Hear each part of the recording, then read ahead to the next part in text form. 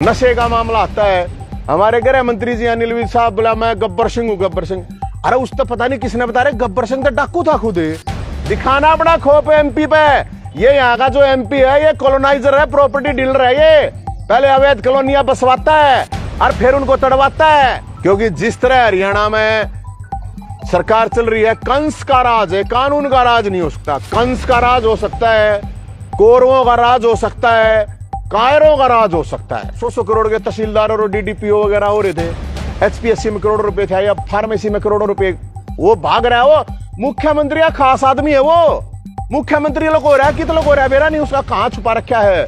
सुरक्षा गार्ड दिए जाएंगे भाई, विधायकों को तो दे दोगे जो लोगों की ऐसी तैसी कर रखी है। महिलाओं ने चैन फैन ना छोड़ दिया, असली सोना नहीं पहन रही है महिलाएं, नहीं पता हो तो आपको। और अगर मुख्यमंत्री जी बिना सिक्योरिटी घूमे तो भाई साहब 1000 एक घंटे में 1000 जूतों की माला मुख्यमंत्री के गर्ल्स का 1000 एक घंटे में किसी भी जगह चले जाओ, वो चाहे करनाल में आ जाओ। तो हर जगह नु कहा भाई चिट्टा पंजाब में बेकार था, हरियाणा में भी चिट्टा बिका है।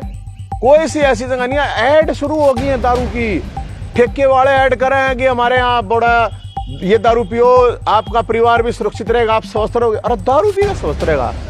जय मुख्यमंत्री ब्रह्म सरोवर पे भाई साहब उसमें उतर के दिखा दो, जय कुल्ली नहीं टूटा मुख्यमंत्री की लिखवा लो।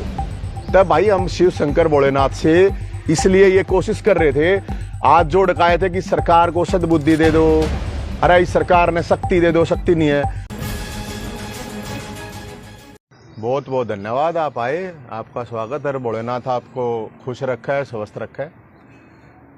आज का जो विषय है वो ये है कि हमने 18 तारीख को हर की पैड़ी हरिद्वार से कावड़ यात्रा शुरू करी है।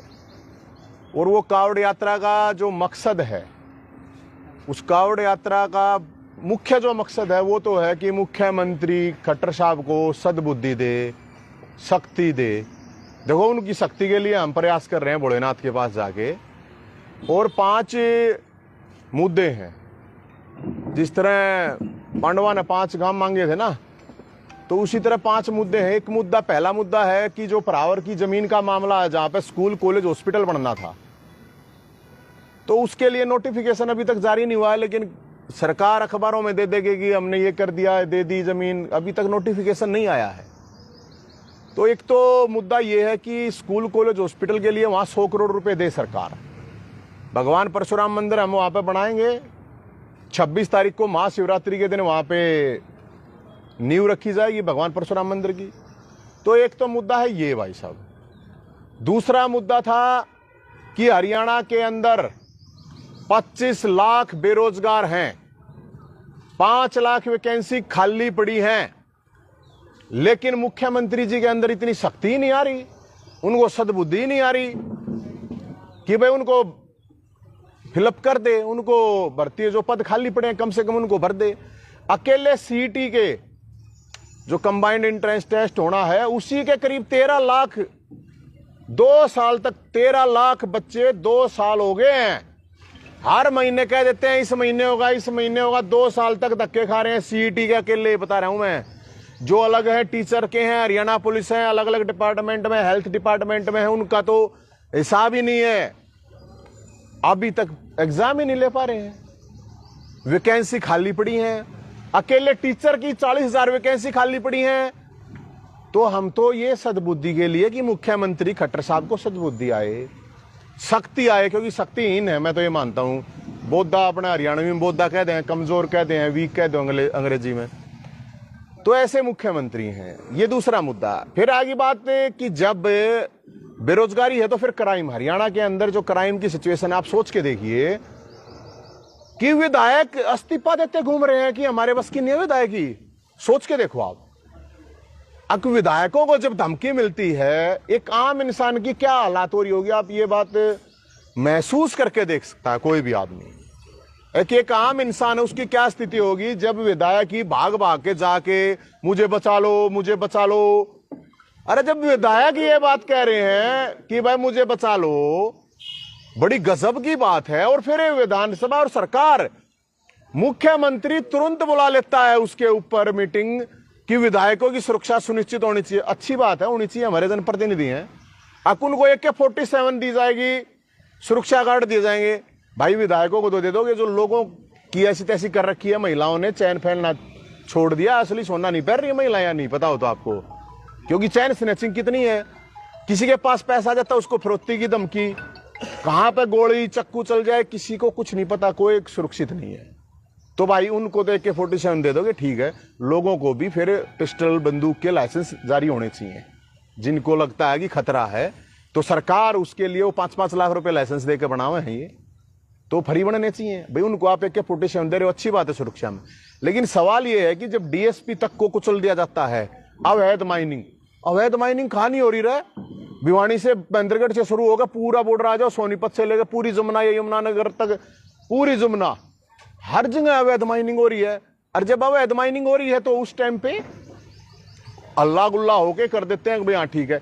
एक पुलिस वाले के ऊपर हाथ उठाना कितनी बड़ी बात होती है, एक सिपाही के ऊपर, यहां तो DSP को छोड़ दिए जा रहे हैं।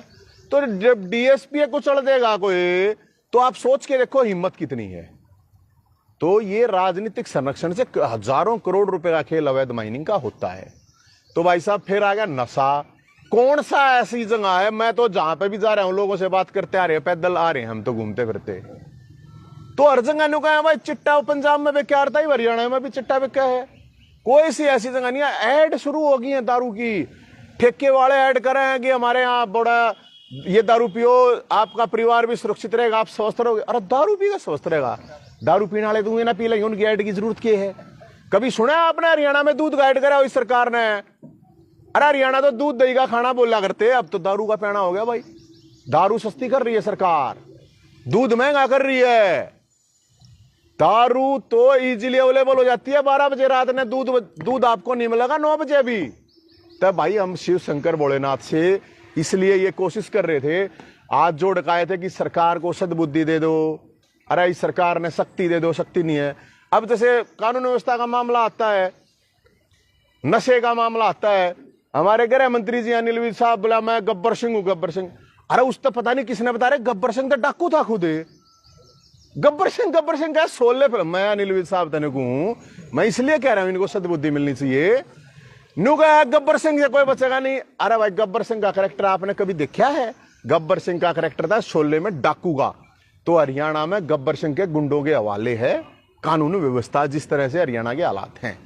फिर आ गया भ्रष्टाचार का मामला, आपके करनाल का ही था। 100 करोड़ के तहसीलदार और DDPO वगैरह हो रहे थे, HPSC में करोड़ों रुपए थे, या फार्मेसी में करोड़ों रुपए। वो भाग रहा है, वो मुख्यमंत्री का खास आदमी है, वो मुख्यमंत्री लोग हो रहा है, कितने लोग हो रहा है बेरा नहीं, उसका कहां छुपा रखा है। मुख्यमंत्री जी खट्टर साहब आपका इतना क्लोज आदमी, और वो पकड़ा नहीं जा रहा। तो इसका मतलब क्या? इसका मतलब क्या है कि मुख्यमंत्री जी के सारे सारी चीज हो रही है। मुख्यमंत्री जी नकली राजा हरिश्चंद्र का मोर बांधे घूमे हैं। तो ये हमारे 5 इशू थे, नशा, क्राइम का, रोजगार का, प्रावर की जमीन का। फिर जहां पे भी जा रहे हैं तो वहां की लोकल बात है। जहां तक देखो आज तो करनाल में हम, हालांकि ये इकट्ठा कर रखा है हमने, गंगा जल ले रहे हैं सब ताइन तक देंगे अपनी कावड़ यात्रा पूरी होने के बाद। करनाल के अंदर सबसे पहले क्या करते हैं, एक अवैध कॉलोनियां बसाते हैं। अब पता चला 80-80, 70-70 साल जिनकी रजिस्ट्री हो लिया, इंतकाल हो लिया, उनके भी घर गिर हैं। गरीब आदमी का तो तुम घर गिर दो, गरीब आदमी पर ताकत दिखाओ हो तुम। गजब बात है कि गरीब आदमी के ऊपर ताकत दिखा रही है सरकार, उनके तो घर तोड़ दें। एक बता रहा कोई DTPO बोला मेरा खोप। अरे अपना खोप दिखाना, किसे पैसे वाले की तरह खोप दिखाना। यहाँ के मुख्यमंत्री विधायक हैं, करोड़ों रुपए DTPO पीछे 100 करोड़ रुपए वाले हैं, वो दिखाना अपना खोप MP पे। ये यहाँ का जो MP है ये कॉलोनाइजर है, प्रॉपर्टी डीलर है। ये पहले अवैध कॉलोनियां बसवाता है और फिर उनको तड़वाता है। अपनी दिखाना, वो बता रहा है मेरा खोप दिखेगा। अरे गरीब आदमी पे क्या खोप दिखाना हो है? गरीब आदमी तो हुए ना मरा पड़ा है। गरीब आदमी था इधर रोटी मतलब चून दूध पे GST ला दिया, सब क्या है सांस रह रहे हैं मेरे ख्याल में लेने। बस ये हवा हवा खा के तो भाई कैसे आदमी जिंदा रहेगा। तो अफसर भी आके उन अवैध कब्जे करनाल में किसे पैसे हुआ किधर ताकतवर आदमी की तरफ लगा के देखे ना तू।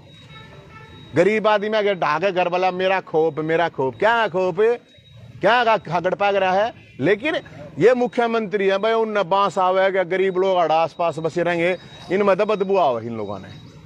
तो हम तो ये कह रहे हैं मुख्यमंत्री जी को सद्बुद्धि दे भगवान भोलेनाथ। और सख्ती दे, क्योंकि जिस तरह हरियाणा में सरकार चल रही है, कंस का राज है, कानून का राज नहीं हो सकता। कंस का राज हो सकता है, कौरवों का राज हो सकता है, कायरों का राज हो सकता है, कानून का राज हरियाणा के अंदर है नहीं। और मुख्यमंत्री, हर आदमी परेशान है, चाहे जवान है, किसान है, मजदूर है, बेरोजगार है, महिला है, कोई भी खुश नहीं है हरियाणा में। अरे मुख्यमंत्री जी सर्वे करवा ले, एक बार पता चल जाएगा। और अगर मुख्यमंत्री जी बिना सिक्योरिटी घूमे तो भाई साहब 1000 एक घंटे में 1000 जूतों की माला मुख्यमंत्री के गर्ल्स का 1000 एक घंटे में किसी भी जगह चले जाओ, वो चाहे करनाल में आ जाओ, तो पूरे हरियाणा का ये हाल है। जब करनाल नहीं संभल रहा, मैं ब्रह्म सरोवर पर गया था, वो तो धर्म की जगह भाई, जय मुख्यमंत्री ब्रह्म सरोवर पे, भाई साहब उसमें उतर के दिखा दो, जय कुल्ली नहीं टूटा मुख्यमंत्री की लिखवा लो। इतनी इतनी काई जम रही है, इतनी इतनी काई। मेरे आगे 10 आदमी पड़े नाते नाते, जवान वालक थे वे थे। अरे एक ब्रह्म सरोवर था, उसकी मतलब वैसे तो वो बने रहे हैं। अभी इन्होंने कई जगह क्या किया, एक चीज मैं आपको बताऊं, नंदीशाला बनाई थी इन्होंने, अलग अलग जगह पे नंदीशाला चलाई थी कि भाई गौवा के नाम तक वोट तक खा लिया इनने, चारा उनके लिए है नहीं।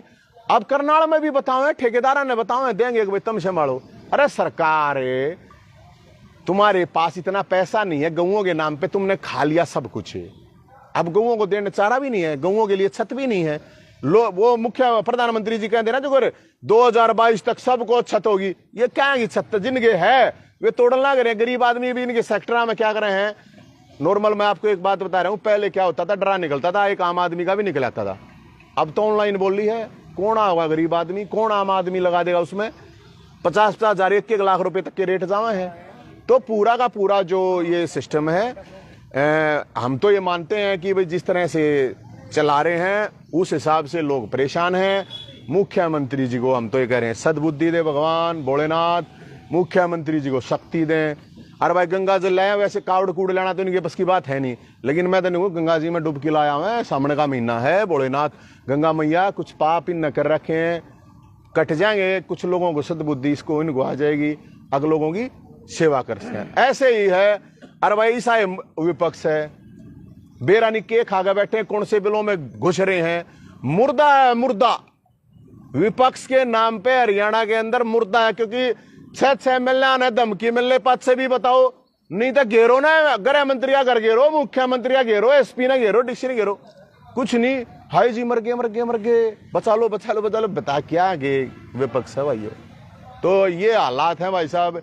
और हम तो ये कह रहे हैं कि मुख्यमंत्री ने सद्बुद्धि दे, और नहीं तो भाई देखेगी जनता को। कोई सवाल हो तो बता दो। पिछले दिनों डीएसपी को जिस तरीके से डंपर से कुचल दिया जाता है, उस परिवार ने भी सवाल उठाया कि उनके सिक्योरिटी गार्ड थे, एसएचओ मुख्य कहाँ थे, माइनिंग अधिकारी कहाँ थे। अरे भाई साहब मैं आपको बताता रहा हूँ, किसी की हिम्मत है क्या, थाने के आगे के निकलने की हिम्मत नहीं होती आम आदमी की।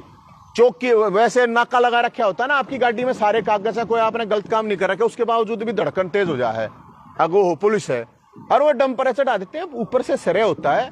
अवैध माइनिंग के नाम पे हजारों करोड़ रुपए। अब विपक्ष इसलिए नहीं बोल रहा, पहले वे मलाई खा रहे हैं, वे अपने बेला में